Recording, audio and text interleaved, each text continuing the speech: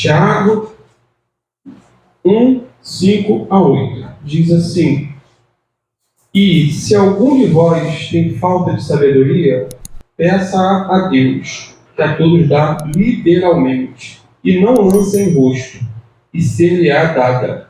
Peça-a, porém, com fé, em nada duvidando, porque o que duvida é semelhante à onda do mar, que é levada pelo vento e lançada de uma para outra parte. Não pense tal homem que receberá do Senhor alguma coisa. O homem de ânimo dobre é inconstante em todos os seus caminhos. Amém? Fiquem sentados, fiquem à vontade. Tiago começa já dizendo aqui, no versículo 5, parte A, se alguém tem falta de sabedoria. Esse alguém, com certeza, sou eu e você. Né? Somos nós. Somos nós. Não somos sábios por natureza. Na verdade, por natureza, nós somos um bando de tolos, idiotas. Mas Deus é poderoso para fazer de pessoas tolas, insensatas, pessoas sábias, que dependam do Senhor. A sabedoria é a rainha das virtudes. A sabedoria é a fonte, do conhecimento bem aplicado. A sabedoria traz deleite para o coração, segurança para os pés e uma bem-aventurança para a alma. Provérbios 4, 7 diz que a sabedoria é a coisa principal que deve ser buscada, deve ser invocada. Salomão, ele se tornou o homem mais sábio da sua época. Não sei se você já leu essa história. Deus apareceu para ele, tipo assim, deu um cheque em branco. Peça o que você quiser e eu lhe darei.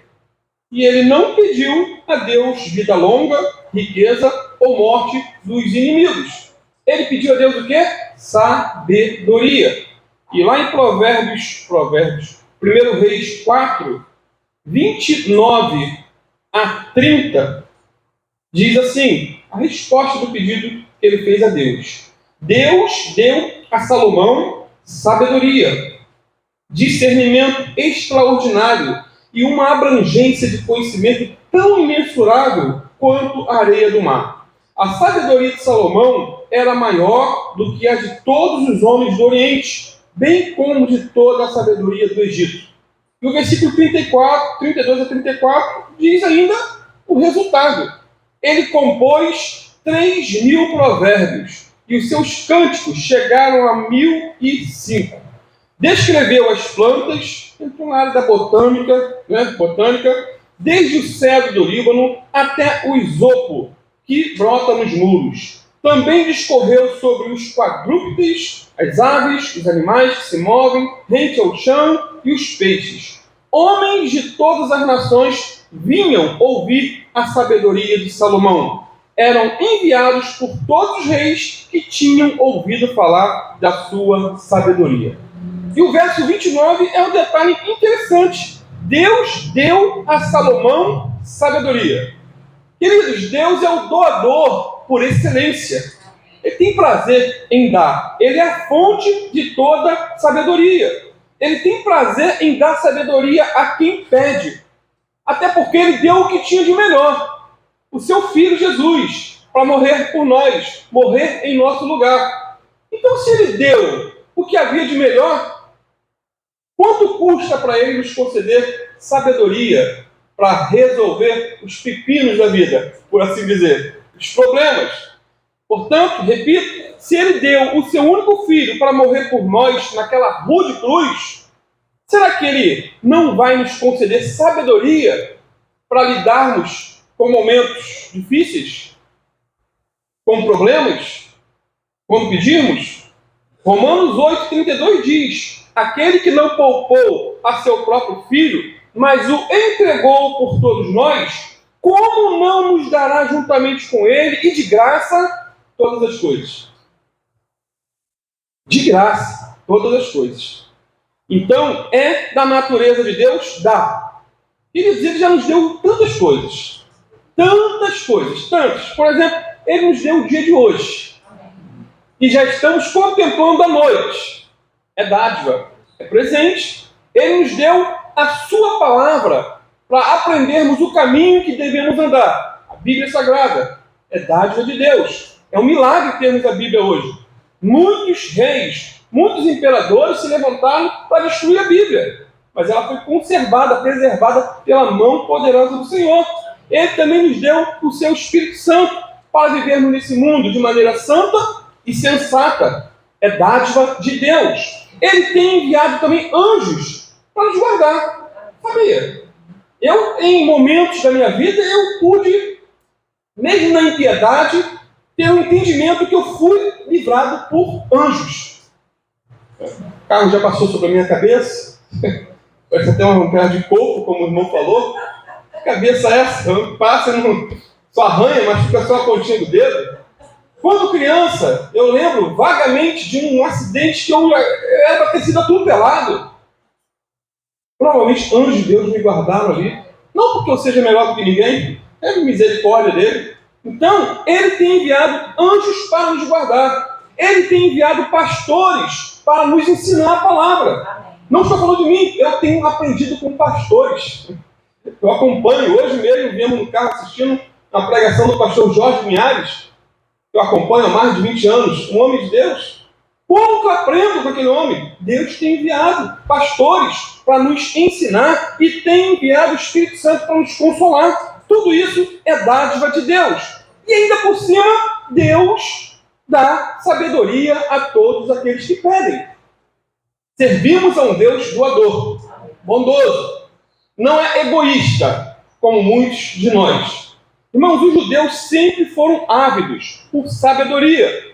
Tanto é que temos no Antigo Testamento 2 livros de sabedoria, Provérbios e Eclesiastes. E essa carta aqui de Tiago é considerada o Provérbios do Novo Testamento.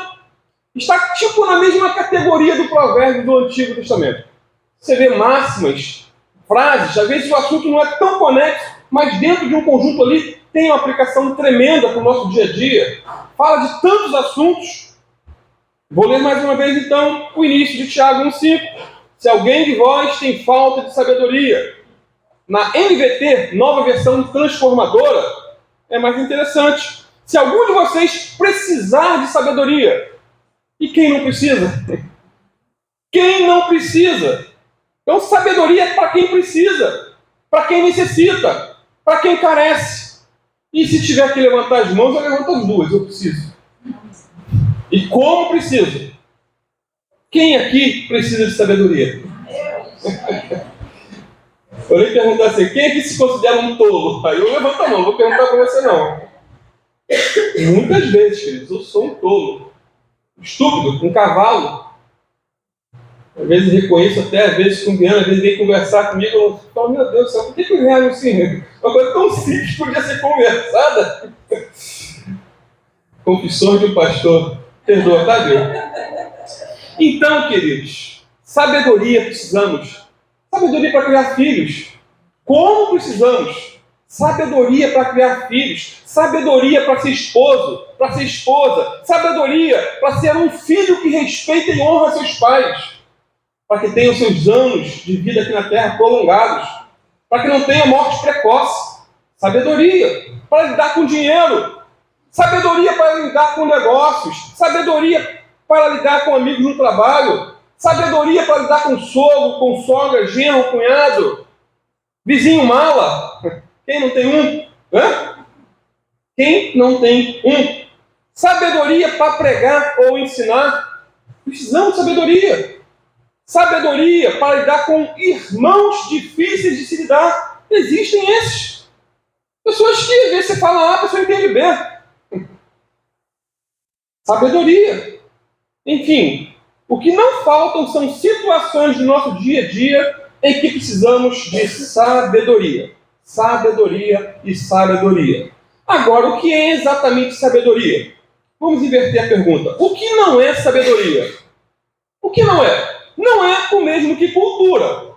Tá, queridos? Cultura é a forma de expressão de um grupo que vive numa comunidade. Isso é uma cultura. É a maneira de se vestir, de se alimentar, seus hábitos, seus costumes, né? Maneira de viver em geral, suas práticas, tradições, tudo isso é cultura. Porém, não podemos confundir a cultura de um povo com a verdadeira sabedoria de um povo. Até porque existem expressões culturais que são malignas e desumanas e que não tem nada de sabedoria por trás delas. Por exemplo, havia um antigo costume hindu que obrigava a esposa viúva a ser queimada viva com o marido morto. Ou seja, a viúva não tinha nada a ver com a história porque o marido morreu, mas pela cultura ela tinha que ser queimada viva. Portanto, não há nada de sábio numa cultura ou costume como esse. Não podemos confundir também, querido, sabedoria com instrução acadêmica, diplomas, títulos. Não. Até porque existem bacharéis, mestrados, doutorados que são verdadeiros idiotas funcionais. Tem tanto título. Se entrar no escritório da pessoa, você vai ver o quadro, a parede recheada de diplomas. Existem pessoas que não passam de tolos bem informados. Pessoas que têm um histórico brilhante, acadêmico, mas não são capazes de tomar as decisões mais simples da vida. Há pessoas com muito diploma na parede e vasto conhecimento na cabeça, mas sem nenhuma sabedoria do alto. Pessoas com muita letra na cabeça, mas nenhuma sabedoria no coração. Cheias de conhecimento e a vida vazia da verdadeira sabedoria que só Deus dá. Não sabem lidar com dinheiro, não sabem lidar com pessoas, com problemas. Queridos, há pessoas que não sabem conversar com o cônjuge, não sabem educar os filhos, não sabem viver em sociedade. Pessoas com muita erudição, muito conhecimento, mas não sabem viver a vida e nem fazer escolhas certas. Há muita gente culta, mas tola ao mesmo tempo. Pessoas acima da média da intelectualidade. Eu conheço muitos. Pessoas intelectuais ao extremo, mas abaixo da média da praticidade. Não sabem praticar 1% daquilo que conhecem. Por fim, a sabedoria espiritual consiste o quê? Na aplicação prática dos ensinamentos de Jesus às situações do nosso cotidiano. E é Ele que nos capacita isso. Agora, qual a diferença de sabedoria para conhecimento? Qual a diferença? Alguém já disse que conhecimento é a capacidade de desmontar coisas. E a sabedoria é a capacidade para montar as coisas. Até porque destruir é mais fácil que construir, não é? É fácil você pegar e quebrar uma casa. Agora, construir, tem gente que é capaz de desmontar um guarda-roupa. Rapidinho, depois na hora de montar, fica a porta pendurada, não fecha. Um outro disse que conhecimento, aqui nesse contexto, pode ser definido como conhecer bem a Bíblia. Mas a sabedoria, por outro lado, é usar bem a Bíblia. Tem gente que conhece muito a Bíblia, mas usam a Bíblia fora do contexto e fazem dela um pretexto para pregar heresia. É porque existem ateus que leem e conhecem a Bíblia muito mais do que muitos cristãos. E eu vou além. Existem ateus que conhecem mais a Bíblia do que pastores, mas que não sabem usá-la devidamente. Porém, nem por isso deixam de ser ateus. Continuam no ateísmo e na prática do pecado. O filósofo brasileiro, por exemplo, Leandro Carnal, é um exemplo. Ele é ateu e homossexual declarado.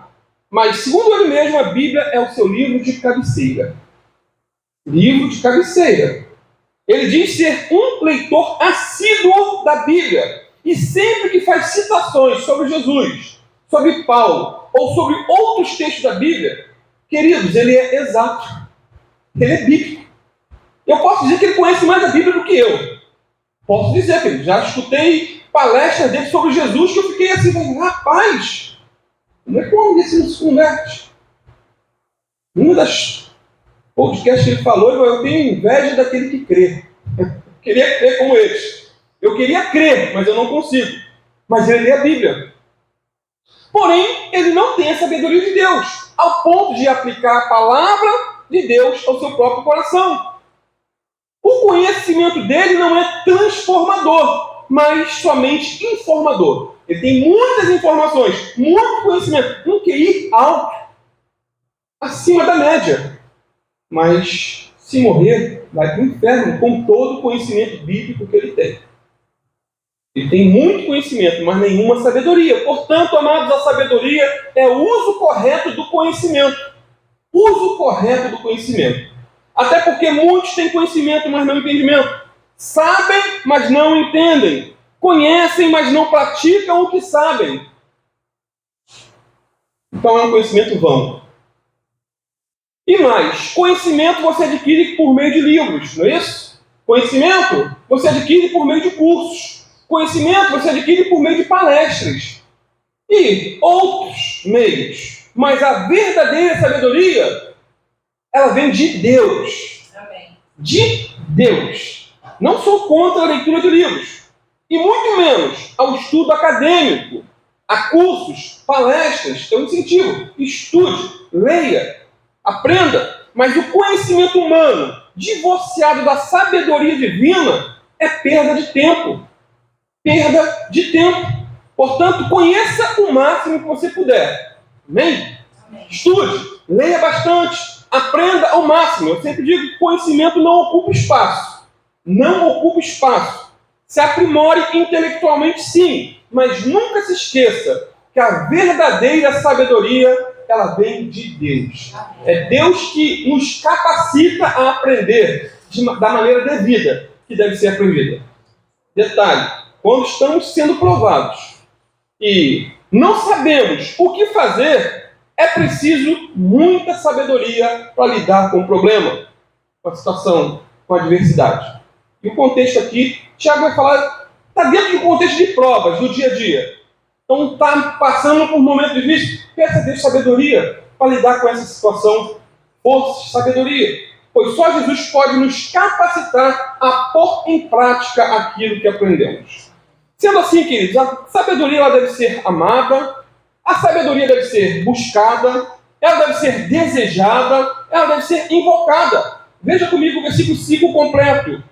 Se algum de vós tem falta de sabedoria, peça a Deus, que a todos dá livremente, ou liberalmente em outras versões, de boa vontade, e lhe será concedida.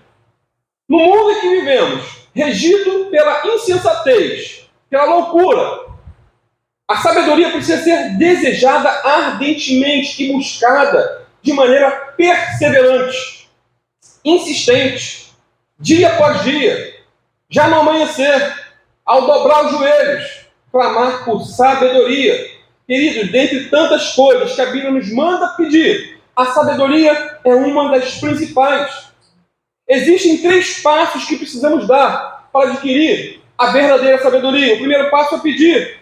O segundo é pedir com fé. O terceiro é pedir com fé a Deus. 3 passos simples, como um ABC. E Deus dá liberalmente essa sabedoria a quem pede. Até porque quem não pede a Deus sabedoria é porque já se acha sábio. Quem não pede ajuda do alto é porque acha que pode resolver os seus B.O.s sozinhos. Se acha o tal, o cara ou a cara. Portanto, precisamos primeiro reconhecer nossa tolice. E então clamarmos pela sabedoria divina. Primeiro vem o diagnóstico, depois vem o remédio. Né? Primeiro reconhecemos que temos falta de sabedoria para em seguida pedir a Deus por ela. Isso porque, queridos, Deus é a fonte da sabedoria. Ele é o doador. Ele tem prazer em dar sabedoria a quem clama a Ele por ela. Amém. Olha o que diz Provérbios 2, versículo 1 a 6. Palavra de Deus para mim e para você. Você que é filho.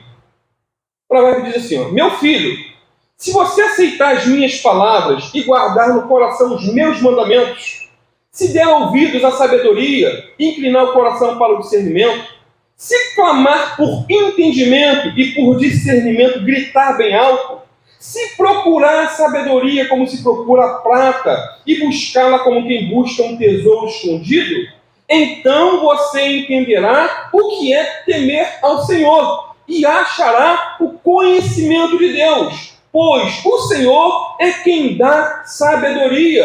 Da sua boca procedem o conhecimento e o discernimento. É da boca de Deus. Portanto, Deus não só dá sabedoria, mas dá, segundo a palavra, liberalmente, abundantemente e constantemente. Para quem? Para quem pede. Para quem ora clamando a Deus. Detalhe, Ele dá e não censura. Ele não lança em nosso rosto a nossa ignorância. Não, queridos. Deus não faz conosco como muitos. Se você for pedir ajuda, a pessoa vai assim, só porque está precisando, você me procura, né? Deus não faz isso. Ele não lança em rosto. Pelo contrário, a versão do verso 5 na SF diz, e se alguém de vós tem falta de sabedoria, peça a Deus, que a todos dá liberalmente, e não lança em rosto, e ser-lhe-á dada. Ou seja, a generosidade de Deus é ilimitada. A generosidade de Deus não conhece limites na terra, pois é para todos. E ela não conhece limites no céu, pois Deus dá liberalmente a todos que o pedem. E você pode ser incluído nisso. Eu também. Deus dá porque Ele é doador por natureza. Deus dá liberalmente, sem reservas mentais, com simplicidade, com um coração singelo. Amados, enquanto o sol continuar dando luz, Deus continuará dando sabedoria para aqueles que clamarem por ela. Uma irmã em Cristo estava passando por muitas provações. Ela teve um derrame e o seu marido ficou cego. E posteriormente foi levado, o esposo dela, para um hospital entre a vida e a morte. Problemão. Quem não enfrenta problema? Só que tem horas que vem tudo junto. E com essa irmã aconteceu isso, literalmente. E mesmo o esposo estando internado, ela foi para o domingo para a igreja. Foi buscar o Senhor. Seu pastor lhe disse que estava orando por ela. E para o espanto do pastor, ela perguntou, pastor, o senhor está orando em que sentido por mim? Qual é o teu pedido a Deus em meu favor? E ele disse, minha irmã, eu estou orando para que Deus te ajude e te fortaleça nesse momento de dor. Num momento difícil. E ela falou assim, muito obrigado, pastor, pela oração, mas acrescenta um pedido a mais. Peça a Deus para que Ele me dê sabedoria para que eu possa lidar com essa situação. Para que eu possa entender o que Ele quer me ensinar com toda essa tragédia. Então, queridos, ela entendeu o significado aí de Tiago 1,5. Sendo assim, se você tem enfrentado situações em que não sabe o que fazer, pastor, não sei o que fazer, não sei como lidar, peça ajuda do alto. Clame aquele que tem poder para intervir. Clame ao Senhor por sabedoria. Seja específico em seus pedidos. Não fique dando voltas igual barata tonta. Né? Vá direto, clame. Senhor, eu preciso de sabedoria para resolver essa situação. Eu não sei lidar. Eu não sei o que fazer. Eu não sei como lidar com o meu esposo, ou com meus filhos, ou com o meu patrão. Ou, sei lá qual a situação, meu vizinho mala, minha sogra 10. Porém, essa oração deve ser feita com fé. Não basta orar, queridos, essa é a grande verdade. Precisa orar com fé, sem duvidar, na certeza que você não está falando com a parede, ou com um teto, mas com Deus, que ouve oração. O verso 6 diz, peça, porém, com fé, sem duvidar, pois aquele que duvida, o que Tiago diz? É semelhante à onda do mar, levada e agitada pelo vento. Irmãos, a grande verdade é que não basta pedir sabedoria a Deus. É preciso pedir com fé, em nada duvidando. E aí a gente abre um leque de assuntos também. Não só sabedoria, mas muitas áreas da vida. Isso porque o maior empecilho para as respostas às orações é a incredulidade. Queridos, o próprio Senhor Jesus não pôde fazer muitos milagres em Nazaré por causa da incredulidade do povo ali. Quem é esse Jesus? Foi criado aqui com a gente, agora se autoproclama o Messias. Esse Jesus, diz o texto que ele pôs a mão sobre algumas pessoas só, muito poucos foram curados. não fez milagres ali expressivos. A incredulidade atrofia a mão de Deus no seu agir para conosco. Não que Deus tenha literalmente a mão atrofiada, mas nós impedimos ele de agir pela incredulidade. O contexto aqui é pedir sabedoria com fé, em nada duvidando. Porém, o assunto pode muito bem ser estendido a outras áreas da nossa vida. Não só na questão da sabedoria. Por exemplo, a questão da cura. Lá, Tiago mesmo, no capítulo 5, 14 e 15, olha o que ele diz. Alguém está doente, deve chamar os anciãos da igreja e estes devem orar sobre ele e derramar um pouco de azeite em cima dele. Não somos contra ungir com óleo não, tá, queridos? Eu já estou um tempão para comprar um vidrinho de azeite e alguém pedir na hora para a gente ungir, é bíblico. Tá? A gente não faz fila aqui para ficar orando da granel. Mas segundo o texto bíblico, se alguém está enfermo e pede oração, você pode, mas Deus cura. Você é ungido ou não ungido. É a oração da fé que cura, não é o óleo ungido. E nós vamos tratar muito desse assunto mais à frente, quando chegarmos nesse texto propriamente dito. E derramar um pouco de azeite em cima dele, diz a palavra, invocando o Senhor para que o cure. E as orações deles, né, dos presbíteros, dos pastores, se oferecidas com fé, curarão o doente, pois o Senhor o fará ficar bom. E se a sua enfermidade foi causada por algum pecado, o Senhor o perdoará. Que praticidade, queridos. Esse é um princípio bíblico. Mas raramente, raríssimas são as vezes em que alguém chega para mim e diz: pastor, eu estou passando por determinado problema físico, ou tipo de problema, né, se for físico, só tem como orar especificamente por mim? Eu creio que Deus é poderoso para me curar através da oração da fé. Pouquíssimas vezes pessoas chegam pedindo oração, mas Jesus ensinou esse princípio. Tiago aqui enfatizou. Agora, o que significa pedir com fé? Pedir com fé é ter certeza que o Senhor fará aquilo que estamos pedindo. Que o Senhor, Ele está ouvindo a nossa oração e vai nos ajudar, vai nos socorrer, vai nos curar, vai nos levantar, vai nos perdoar. É certeza. Hebreus 11:1 diz que a fé é a certeza daquilo que esperamos e a prova das coisas que não vemos. A verdadeira oração exige fé, sem vacilações, sem dúvida, crendo que Deus irá operar. Hebreus 11:6 diz que sem fé é impossível agradar a Deus. Fé é certeza, não dúvida. A fé, sem duvidar, que Tiago faz menção aqui, é a mesma que Jesus ensinou lá em Mateus 21, versículo 18 a 22. Olha o que diz. De manhã, quando Jesus estava voltando para Jerusalém, sentiu fome e viu uma figueira ao lado da estrada. Foi até lá para ver se tinha algum figo, mas só tinha folhas. Então disse a figueira: não dê frutos nunca mais. Uma palavra. E logo a figueira secou. Imagine a cena, queridos. Imediatamente a figueira secou. E os discípulos ficaram muito admirados e perguntaram: como é que a figueira secou tão depressa? Então Jesus disse: verdadeiramente, se vocês tiverem fé e não duvidarem, podem fazer coisas iguais a esta, e muito mais. Vocês podem até dizer este monte das oliveiras: atire-se no mar, e ele o fará. Vocês podem conseguir qualquer coisa que pedirem com oração, se tiverem fé. Vai lembrar do pastor Luciano Virá, ele tinha uma verruga que era de estimação no braço dele. Todo dia de manhã ele ia e estourava aquela verruguinha. Brincava. Teve um dia que ele ouviu esse texto aqui. E ele pôs a mão, orou e repreendeu. Eu te chamo de soco, verruga, em nome de Jesus. Verruga, né? Quando ele acordou, tinha sumido. Ele mesmo levou um susto. Isso é fé, queridos. Isso é fé.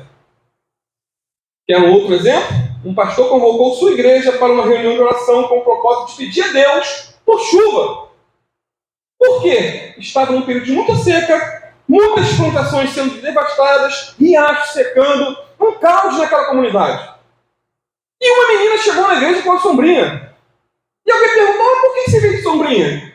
Se não está chovendo? Ela disse, eu creio que Deus vai mandar chuva. Amém. E eu não quero ir para casa molhada. Amém. Ela viu alguma coisa? Não. É igual Eliseu, né? Mandou lá o jovem, olha se vai vir chuva. Ou dobrou, clamou. Veja uma pequena nuvem. Por que uma pequena nuvem pode trazer uma grande tempestade? Aí ele falou, vai lá, fala para Acabe que a tempestade vai vir. Não viu nada, mas creu. Creu.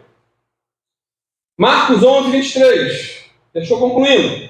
O Senhor Jesus disse, verdadeiramente, se vocês tiverem fé em Deus, podem dizer este monte, levanta-te e jogue-se no mar, e a ordem de vocês será obedecida. O necessário é que creiam realmente e não tenham dúvida. Ah, pastor, é literal? Jogar um monte?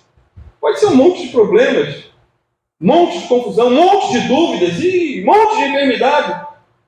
Aí você pode aplicar na tua vida da maneira que você achar por bem, segundo o Espírito Santo.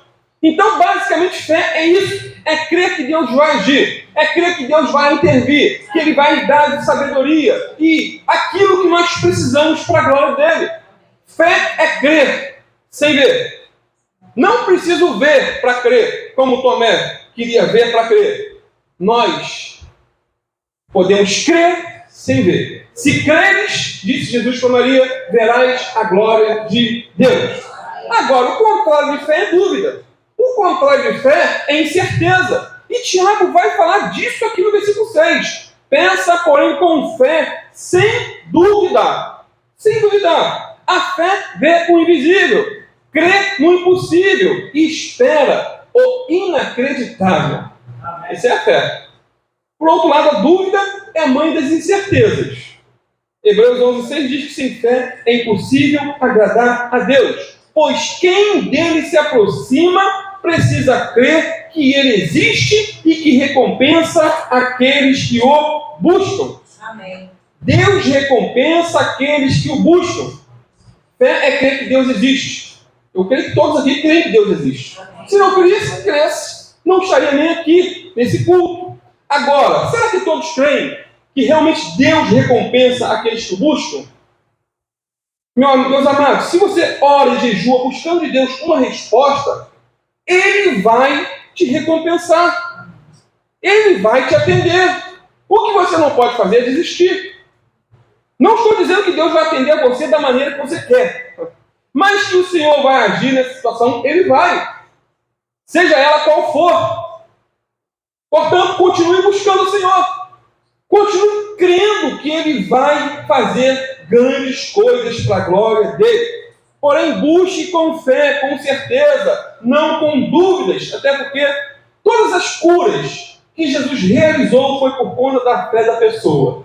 Lembra? Eles criam que Jesus era poderoso para fazer os milagres. E Jesus continua atuando em sua igreja. Será que cremos? E Tiago completa dizendo que quem duvida é semelhante a duas coisas. Aí para concluir mesmo. Primeiro, é semelhante a ondas do mar. Versículo 6. Pois aquele que duvida é semelhante à onda do mar, levada e agitada pelo vento. A imagem de Tiago que ele retrata aqui é de uma onda em mar aberto em meio a uma tempestade. Imagina. Ela não tem rumo certo. Vai de um lado para o outro com a força do vento. E quem duvida é também como um bêbado que cambaleia de um lado para o outro.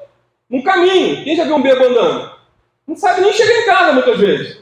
Não tem destino certo. Então quem duvida vive numa verdadeira gangorra espiritual. Que Deus nos livre disso.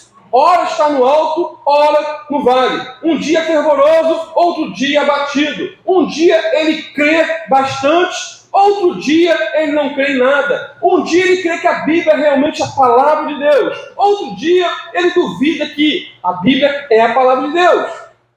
Que Deus tenha misericórdia de nós. Amém. E nos livre dessas dúvidas. Segundo, quem duvida é semelhante a uma pessoa com a mente dividida. E é instável em tudo que faz. Aí verso 8. Mente dividida. Esse verso traz a ideia de um homem no sentido genérico, homem e mulher, com duas almas, com duas mentes. Uma pessoa bipolar dentro dela. Imagina, duas mentes. Uma mente crê, a outra duvida. Uma parte confia, a outra desconfia. Uma parte espera, a outra se desespera. Fica nesse conflito, nessa neurose espiritual. A fé diz sim, mas a incredulidade diz não. Pedro viveu essas duas realidades em certo momento da vida. Ele teve fé para andar sobre as águas, lembra? Indo em direção a Jesus. Porém, foi a dúvida que fez Pedro afundar nas mesmas águas que ele antes tinha andado. E Jesus lhe perguntou: homem de pequena fé, por que duvidastes? Quando Pedro começou a caminhar pela fé, ele manteve o quê? Os olhos fixos em Jesus. Mas quando se distraiu com o vento e com o poder das ondas, diz a Bíblia, ele deixou de andar pela fé e começou a afundar. Homem de duas mentes, naquele contexto. Ele deixou-se levar por um ânimo dobre, mente dividida, e quase morreu afogado. Mas ele andou sobre o mar, indo em direção a Jesus, pediu socorro e voltou para o barco, andando novamente sobre as águas. Foi uma dúvida momentânea, e Deus é misericordioso e o poupou. Minha oração essa noite é que Deus nos livre da inconstância e nos dê sabedoria para os problemas, as dificuldades e os desafios do nosso dia a dia. Vamos orar quanto a isso. Eu quero te convidar a orar sobre isso também. Qual a área que você tem tido dificuldades, não sabe como agir? Com filhos, com esposo, com parentes, com uma perda? Peça a Deus sabedoria. Não ouça uma oração, mas ore. Pai querido, no nome de Jesus, como foi dito, Pai, todos nós, por natureza, somos tolos, Senhor. Não nascemos sábios, mas carecemos da sabedoria do alto. Como eu preciso, Senhor, de sabedoria para pastorear. Como eu preciso de sabedoria para lidar com minha esposa, com minha filha, com meu filho. Como eu preciso de sabedoria, Pai, para lidar com os problemas do dia a dia, Pai. Que muitos deles muitas vezes eu não sei como solucionar. Ah, Senhor, como nós carecemos de sabedoria de Ti, Senhor. Na simples meditação da Tua palavra, para entender, às vezes, textos difíceis e trazer aplicações pertinentes para o nosso dia a dia. Carecemos de Ti, Senhor. Sem Ti nada somos, sem Ti nada podemos.